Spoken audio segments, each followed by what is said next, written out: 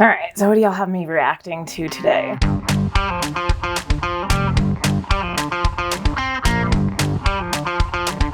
Oh, okay.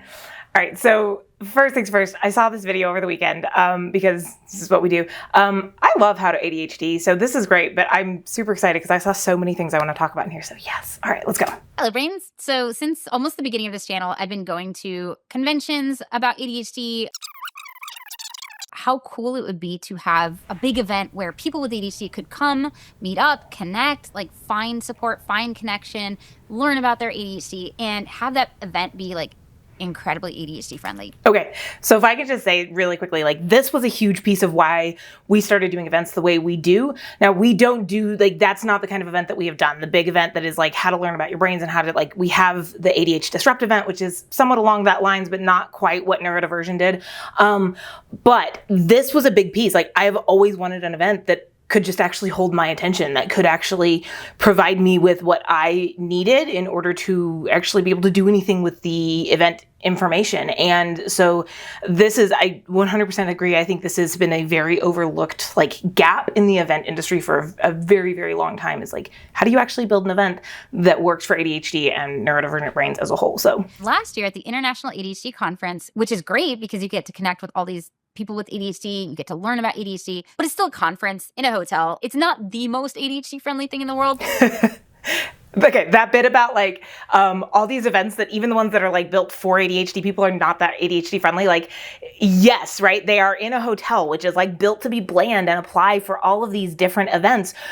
They are not built to give you control over lighting. They are not built to give you control over like anything that actually matters sensory wise for the ADHD brain. And so I'm really excited, one, that neurodivergent, the group that put this on, like tackled this, but two, that this is getting the kind of attention that it is, because yes. I was really curious to see how this would go. This was going to be the first conference of this type ever. Like there is no other conference. Okay, so just full transparency, like when I first clicked on this video, I'm not gonna lie, like I was like cringing and waiting to see like all kinds of like just performative neurodivergent friendly type stuff, which I kind of shouldn't have expected because it's Jessica and like she doesn't really do the performative stuff, but like I was like, just, I've been to so many events where like their version of ADHD friendly is loud music, lots of like energy and too many things to do. Like they think you need to be constantly stimulated. And so I was really nervous, like clicking into this. And then like this next part showing all the things that they did was like, everything she showed was just like, I felt like I could breathe a little bit more and a little bit more. It was like so cool. It was trying to do what this conference did. I also wanted to support because it's such an ambitious thing and not just ADHD friendly. They wanted to make this conference neurodivergent friendly, which I can tell you is no small feat. Trying to make a conference work for both my brain and my ADHD partner's brain, not an easy thing to do because the kinds of environments that I thrive in, that I feel comfortable in, where I feel like my needs are supported are very different from the types of environments where he feels like his needs are taken into account. Okay, so we can address this for like, this is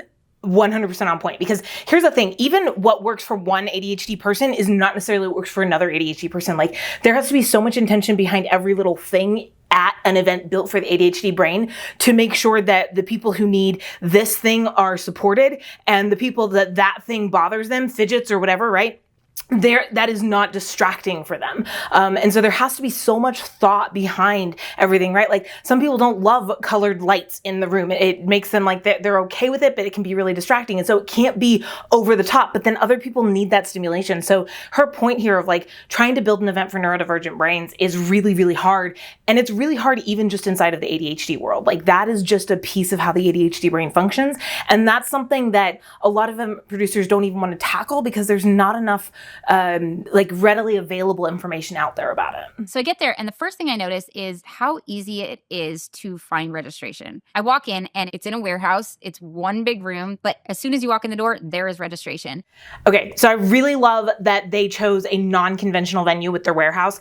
I will say, like, even before she's about to talk about some of the issues with the warehouse, and even before she got there, like my first thought was like, oh no, that's gonna make like noise control and like a quiet space. All of these things are gonna be really, really difficult to do in a warehouse, which is what they ended up finding. Now, this is not to say that you can't like do a ADHD or a neurodivergent friendly event at a venue that isn't perfect for that, like a warehouse.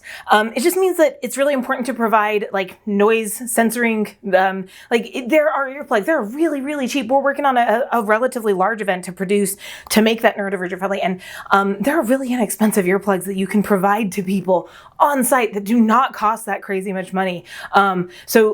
There's a lot you can do. Whenever you pick your venue, it's important to then say, okay, so like, what are the pros and cons of this? And how do we mitigate these cons? Like, hey, it's going to be really hard to have a quiet room. How do we set up a quiet space that's going to give people room to like reset? So that's just like one of the first thoughts when you are building an event for ADHD people. And I love that they did a lot of the things like right with that. But I will say, like, as soon as I saw the warehouse, I was like, oh, that's going to create some challenges that they did a great job with some of them. And then they obviously, this was their first year, so they have some room to improve for next year, which is kind of cool because I always like seeing events grow and improve and evolve from there. So that makes me kind of happy. There were lots of tables with lots of really cool stuff, like swag. At other events, there's like merch you can buy, but here it was like you're at the event and you get this stuff just for being there. Okay, so this point about all of the merch and the swag that they had set out like for free, this is something we started doing at our events because I never wanted people to feel like they bought a ticket to our event and now they had to like buy all this additional stuff too, because it just felt kind of like cheap to me. But like, I really love that they set this out because here's the thing, like if we think about this from a neuro perspective, when I have a whole bunch of options laid out of stuff to buy, that's a whole bunch of decisions I have to make. I want to, especially if I know it was built for me, I want to look through all of them and decide which ones I'm going to need, which ones are going to be most helpful for me. And so now I'm having to sit there and be like, okay, is this one better than this one? Because I can't afford to buy both of them. That is like executive function, like overload. And like now I'm going into meltdown. So I love that they had all this stuff laid out and it was like, yeah, grab what works for you. You don't have to think about whether or not like you can pay for this or how much it's going to cost or you're going to break your budget. Like, let's not break down your executive functioning skills before the event even gets started. So I absolutely adore they did this with their swag. There's your badge and then you get a lanyard. And by the way, not just one lanyard, but 2 lanyards. I'll get to that in a bit. Here's a little bag. There were books, notebooks. Here's a water bottle if you need water. There was a stuffy. Is this like the mascot? I love it. And the way they like took care of everything from like your lanyards to water to like this, like all of that stuff was just really, really thoughtful. And here's the thing with events for ADHD neurodivergent groups, like that's all it takes. You just have to think through this stuff. It doesn't have to be like, it doesn't have to be expensive. It doesn't have to be crazy. Like it just takes a few extra seconds to think through, which I know is not easy to do. And like what I can promise is this. Everyone who comes to our events who is neurotypical always comes to me and says, oh my God, I loved XYZ. Like I didn't realize how helpful that was for me even if I'm not ADHD. Like if we as event producers will just take a little bit of time to put some thought into what we are offering and how we're like trying to think through what people are going to need, like it makes a world of difference in their experience with the event, which makes the whole event better for them and makes them more likely to come back down the road. So like, why are we not doing this everywhere? Any other convention I've ever been to has been like, oh, you have needs? We'll sell you solutions. This was like anticipating your needs. Even in the bathroom, like there were baskets of whatever you might have needed, including like hair ties, like just really thoughtful details. This is something I've never seen anybody think of, but my God, at a neurodivergent conference, the ability to grab a hair tie, because you probably lost yours, and pull your hair up off of your neck where it is bothering you because sensory sensitivities, this might be the most ADHD-friendly, neurodivergent-friendly this conference did. Do it next year. Guys, if you're watching this, every year. This is amazing.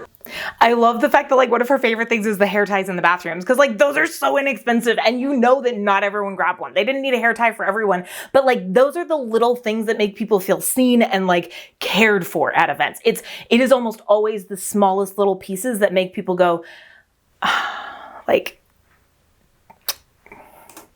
I think the only thing they sold at the event was food. Everything else was just provided for. There were volunteers. There was fun already, like as soon as you walked in. Oh my God, they just showed, I missed that watching this over the weekend. There was like a bingo card. They had like games going if you're neurodivergent, you know how important this is. Like having games to get the dopamine up so you can stay focused, like all of that stuff. So freaking cool. Just, that's awesome. If your event is built for ADHD people, you need games. And if you want to do a game and you want to do it well, you need to learn about how games work and how games function. Just throwing that one out there because, take it from me, you can throw out a game that is not well put together and no one will want to participate. And then it actually backfires because you have a whole piece of your event where people are disengaging from the event and it spills out. But games done well, beautiful. Yay. I am so disappointed that I missed this conference, especially with how close it was to me. Like the timing was just so bad. It was so good. This conference was so well done. The energy of the space was incredibly welcoming. There were different ways to sit. There were chairs, there were benches, there were also like these multicolored like hammock chair type things that you could curl up in, but there were also tables that you could sit around and do crafts. I love they had different kinds of chairs too. Like not everyone was stuck in the same chair. Brilliant. Also the fact they had coloring stuff, like that's also super helpful because it engages multiple pieces of the brain. So super helpful that. It was also really loud. As I made my way past the registration desk, I noticed that there was a marching band, an attempt at a quiet room in the corner of a warehouse. So that was already going to be a challenge to make a quiet space, but also people with ADHD were in this quiet room, which meant it was no longer quiet. Yeah, so I think that is one thing, like if you are going to do a quiet zone, this is one thing we've done at all of our events. We either have a garden area or like in our last venue, it didn't have an attached, well, it had an attached garden, but it was like 13 floors below the venue space. So that wasn't going to work.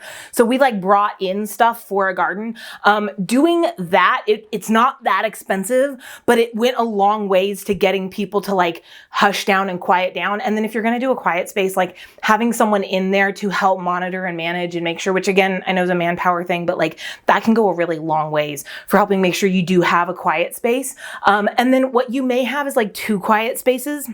One that is like chatter stays low here and then absolutely no talking over here, right? That way people can pick and choose where they want to be based on where their sensory overload is at. It was overwhelming, but in a way that felt manageable to me because I had choice.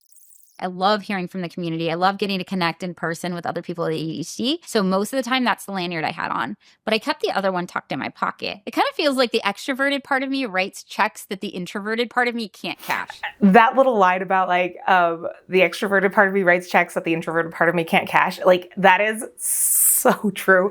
And I think this is part of the reason why I think the more effective events are the shorter events. You have a lot of events in like the event industry regardless that just cram as much as they can into as many days as they can. And a lot of what they're doing is trying to create something where there is something for everyone. So there's always something to engage with, always something to do.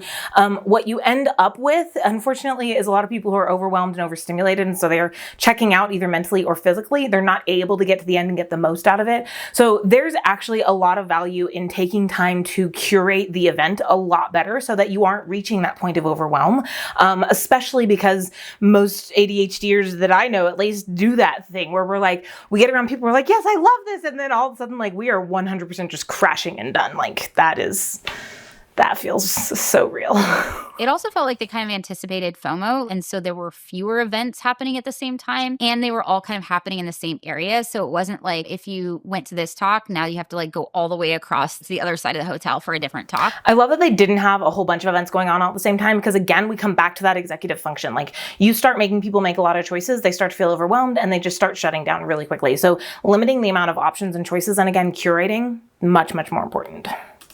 But there were also activities that really dug into the pain of it. There was one activity that was really cool where people took masks and wrote on the inside of the mask. I love the fact they had activities. I love the fact that they did have things really consolidated. And I think even when they do reach a point of growing into a bigger and bigger event, there are still ways to be like, there's still ways to make it easier for people to find stuff. And that a lot of that comes to the pre-event communication, which is not always done super well in this industry. So I interviewed a lot of people who were at the event in a quieter space, which was our car. And I asked them the same questions. Why did I go? And then what was their experience like? One of the things I keep coming back to being with my people and being with my good friends and being with my community is just that, it's community. And I think that is one of the most beneficial pieces of coming to a conference like this or any conference on ADHD or neurodivergence. We all know and talk about how incredibly important and healing and supported, just critical it is to be with people who get it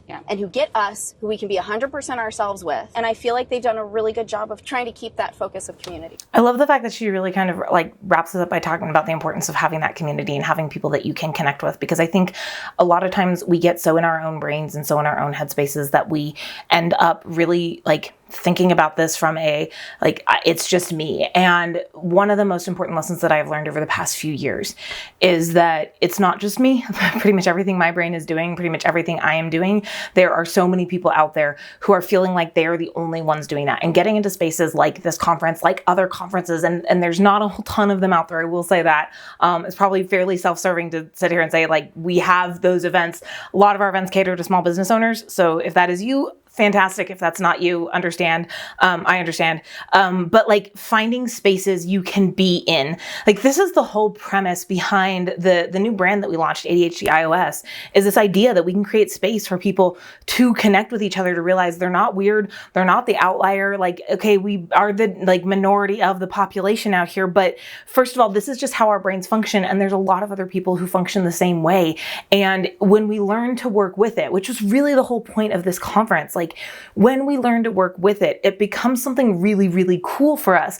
If we can just stop trying to function like reading Android how-to articles to function on our iOS brain, right? Like learn how to work inside of our brains. And that's where I think not only these conferences that are really specifically to how does your brain work and how do you work with it, but also that are built for these people, because walking into a conference can be really nerve-wracking for us. And I think that having space that you know is built for you, like I even walked into this video trepidatious, right? Having space that you know is built for you, I think just takes all of the weight off, and it just makes it just a completely different experience. And I think every single person out there needs to experience this at some point in time.